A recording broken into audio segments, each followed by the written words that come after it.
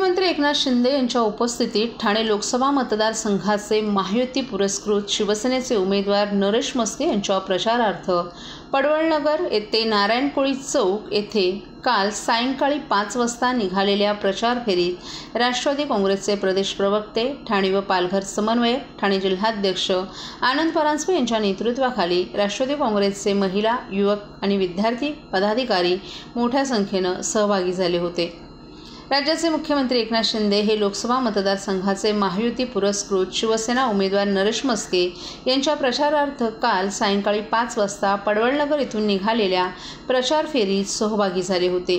ही प्रचार फेरी पडवळनगर, पंचपरमेश्वर मंदिर, किसन नगर नंबर 1, हिरामोती नगर gate, डिसोजावाडी, Sindhudurg hotel, Datta मंदिर, रहेजा गार्डन, मेंटल हॉस्पिटल, कोपरी नवीन ब्रिज बोगदा मार्ग, बाराबंगला चौक, आनंद नगर, कोपरेगाव हनुमान मंदिर, शांतीनगर शाखा, ठाणेकर वाडी मार्गे, शिवमंदिर, सिद्धार्थनगर शाखा, गावदेवी मंदिर मार्गे, आनंद सिनेमा, पैलगल्ली मार्गे, प्रेमनगर, गौतम मार्केट, मंगला हायस्कूल मार्गे, अष्टविनायक चौक, नारायण कोळी चौक, एकविरा मंदिर येथे या प्रचार रॅलीचा समारोप करण्यात आला। राष्ट्रवादी काँग्रेसचे प्रदेश प्रवक्ते आनंद परांजपे यांच्या नेतृत्वाखाली राष्ट्रवादी काँग्रेसचे विधानसभा ब्लॉक फ्रंटल सेल विभागाचे महिला, युवक, विद्यार्थी, पदाधिकारी, कार्यकर्ते मोठ्या संख्येने सहभागी झाले होते।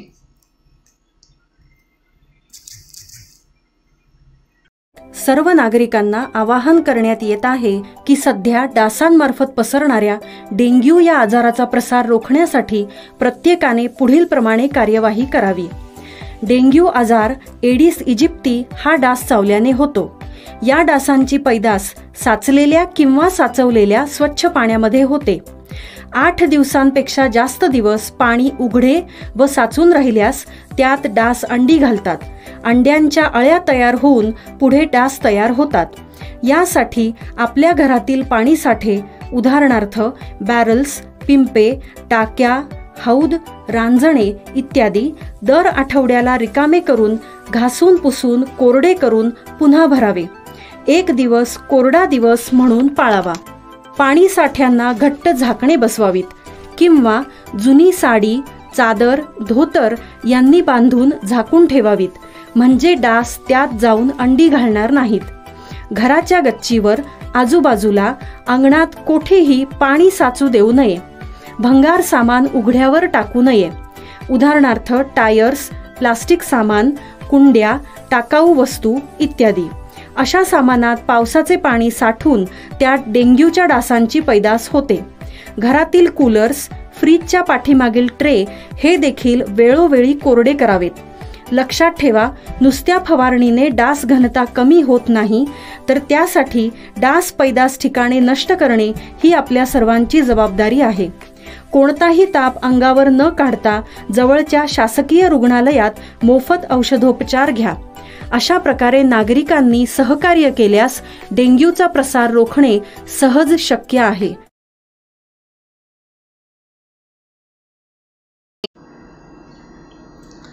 शरद पवार आणि त्यांचा राष्ट्रवादी काँग्रेस पक्ष यापूर्वीच काँग्रेस पक्षात विलीन करायला हवा होता। आपण ज्या वेळेला त्यांच्या सोबत होतो तेव्हा आपण त्यांना हा सल्लाही दिला होता। आता त्यांनीच आपलं मत व्यक्त केल्यामुळे भविष्यात पवारांचा राष्ट्रवादी पक्ष नक्कीच काँग्रेसमध्ये विलीन होऊ शकेल। परंतु राहुल गांधी आणि मल्लिकार्जुन खरगे यांच्या नेतृत्वाखाली पवार साहेबांसारखा जो ज्येष्ठ नेता आहे तो कसा काम करेल याबद्दल आपल्याला शंका असल्याचं रिपब्लिकन पार्टी ऑफ इंडिया याचे अध्यक्ष रामदास आठवले यांनी ठाण्यात बोलताना सांगितलं। महायुतीच्या प्रचारासाठी रामदास आठवले यांनी ठाण्यात हजेरी लावली। यावेळी त्यांनी शरद पवारांसह इंडिया आघाडीच्या नेत्यांवरही टीका केली। ठाणे लोकसभा हा शिवशक्ती भीमशक्तीचा गड आहे। बाळासाहेबांना मिळालेलं धनुष्यबाण आता एकनाथ शिंदे यांच्या सोबत आहे। जय भीम आहे आमच्या गाठीशी, मग आम्ही का राहणार नाही नरेश म्हस्के यांच्या पाठीशी, अशी कविताही रामदास आठवले यांनी यावेळी ऐकवली। राष्ट्रवादी काँग्रेस जो पवार साहेबांचा आहे तो नक्की काँग्रेसमध्ये विलीन होऊ शकेल, पण राहुल गांधींच्या नेतृत्वाखाली किंवा मल्लिकार्जुन खरगेच्या नेतृत्वाखाली पवार साहेबांसारखा जो ज्येष्ठ नेता आहे तो कसा काम करेल याबद्दल आम्हाला शंका आहे। परंतु पाहूया काय होते ते। पण पवार साहेबांनी जे भाकीत केलेलं आहे, भविष्य काळामध्ये काही पक्ष काँग्रेसमध्ये गेली नव्हती, देशामधला दुसरा कुठलाही पक्ष काँग्रेसमध्ये विलीन होणार नाही. झाला तर शरद पवारांचा राष्ट्रवादी काँग्रेस पक्ष आज काँग्रेसमध्ये विलीन होऊ शकेल.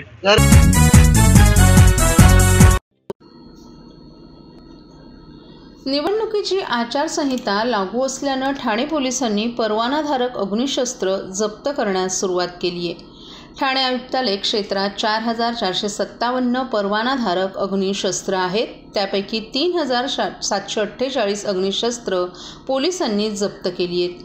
काही महिन्यांपूर्वी आमदार गणपत गायकवाड यांच्याकडून शिंदे गटाचे पदाधिकारी महेश गायकवाड यांच्यावर परवानाधारक अग्निशस्त्रानं गोळीबार झाला होता.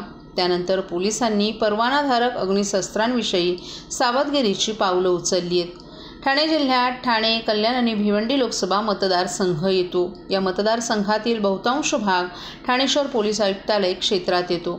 ठाणे शहर पोलीस आयुक्तालय क्षेत्रात ठाणे ते बदलापूर आणि भिवंडी शहराचा भाग येतो. तर या लोकसभा मतदारसंघाचा उर्वरित भाग ठाणे ग्रामीण, मीरा भाईंदर आणि नवी मुंबई क्षेत्रात येतो. निवडणूक आचारसंहितेच्या कालावधीत शस्त्र परवानाधारकांनी शस्त्र पोलीस ठाण्यात जमा करणं बंधनकारक असतं. निवडणुकीच्या वेळी अग्निशस्त्रांचा वापर करता येत नाही. अग्निशस्त्र वापरणाऱ्यांकडून मतदारांवर प्रभाव पाडणं, धमकावणं किंवा मतदारांना एखाद्या विशिष्ट पक्षाला मतदान करण्यास भाग पाडण्यासाठी याचा वापर केला जाऊ शकतो.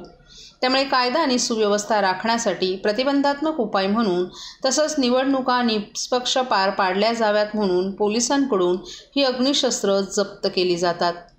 ठाणे आयुक्तालय क्षेत्रात एकूण 4,457 परवानाधारक अग्निशस्त्र आहेत. त्यापैकी 3,748 अग्निशस्त्र जप्त करण्यात आली आहेत. मात्र असं असलं तरी सुरक्षेच्या कारणास्तव काही जणांना त्यातून वगळण्यात आले, तर काहींना सुरक्षेच्या कारणास्तव शस्त्र बाळगण्याची सक्ती आहे. बँक सुरक्षा रक्षक आणि सुरक्षा संस्थांचे सशस्त्र कर्मचारी, कर्तव्यावर असलेले सरकारी कर्मचारी आणि अंगरक्षक यांच्या सक्तीमुळे शस्त्र ठेवण्यास सूट देण्यात येते. उल्हासनगर येथील हिललाईन पोलीस ठाण्यात भाजपचे आमदार गणपत गायकवाड यांनी त्यांच्या बंदुकीनं शिंदे गटाचे महेश गायकवाड यांच्यावर गोळीबार केला होता. यात महेश गायकवाड बचावले असले तरी या घटनेमुळे संपूर्ण राज्यभरात खळबळ उडाली होती. त्यामुळे ठाणे पोलिसांनी शस्त्र वापरकर्त्यांवर लक्ष ठेवले.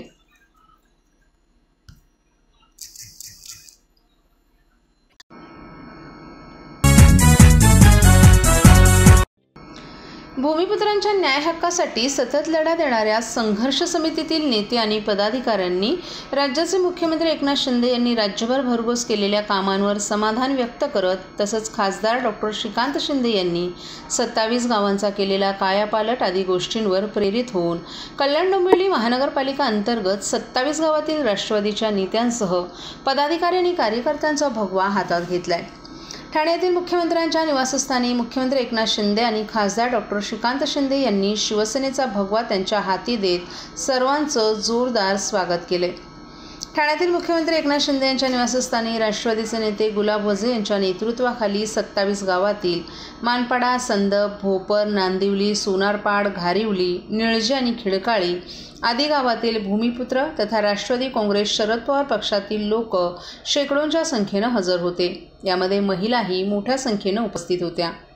यावेळी मुख्यमंत्री एकनाथ शिंदे यांनी शिवसेनेचा भगवा त्यांच्या हातात देऊन त्यांचं शिवसेनेत स्वागत केलं. यावेळी शिवसेना जिंदाबाद, शिंदे साहेब आगे बढो, हम आपके साथ है, खासदार डॉक्टर श्रीकांत शिंदे जिंदाबाद अशा घोषणा देण्यात आल्या. राज्याचे मुख्यमंत्री एकनाथ शिंदे आणि खासदार डॉक्टर श्रीकांत शिंदे यांच्या विकास कामांमुळे आम्ही शिवसेनेत प्रवेश केल्याचं यावेळी गुलाब वझे यांनी सांगितलं. 27 गावांचा विकास फक्त मुख्यमंत्री एकनाथ शिंदे आणि खासदार डॉक्टर श्रीकांत शिंदे हेच करू शकतात. येथील भूमिपुत्रांचे प्रश्न सोडवण्यासाठी खंबीर नेतृत्व हवं होतं. संत सावळाराम महाराज स्मारक उभारण्याचं काम होत आहे. नवी मुंबई आंतरराष्ट्रीय विमानतळाला लोकनेते स्वर्गीय दिबा पाटील यांचं नाव देण्यासाठी मुख्यमंत्री एकनाथ शिंदे आणि खासदार डॉक्टर श्रीकांत शिंदे यांचं सहकार्य नक्कीच मिळणार आहे. आमचा खासदार डॉक्टर श्रीकांत शिंदे यांच्यावर पूर्ण विश्वास असून संघर्ष समितीला पुढे काम करण्यास वाव मिळेल असा भूमिपुत्रांचा विश्वास आहे. यावेळी गुलाब वझे यांच्यासह दत्ता वझे, शरद पाटील, विजय पाटील, वर्गीस म्हात्रे, नायकर यांच्यासह शेकडो भूमिपुत्रांनीही शिवसेनेत प्रवेश केला.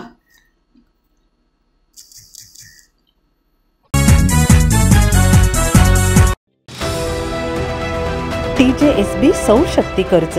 गो ग्रीन, करा वीज बिलावर बचत. आकर्षक व्याजदर, 84 महिने परतफेड कालावधी, 80% लोन, व्यावसायिक आणि उद्योजकांकरता सुद्धा.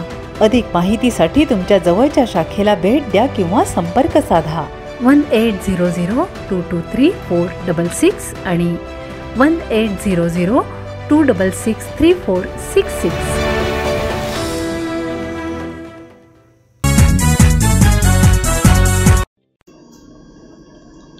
ठाणे लोकसभा मतदारसंघातून शिंदेंच्या सेनेचे उमेदवार नरेश मस्के तर उभाटाचे उमेदवार राजन विचारे हे निवडणूक लढवत असले तरी येथे मुख्यमंत्री एकनाथ शिंदे विरुद्ध माजी मुख्यमंत्री उद्धव ठाकरे यांच्यात खरी लढत असल्याचं बोललं जातंय.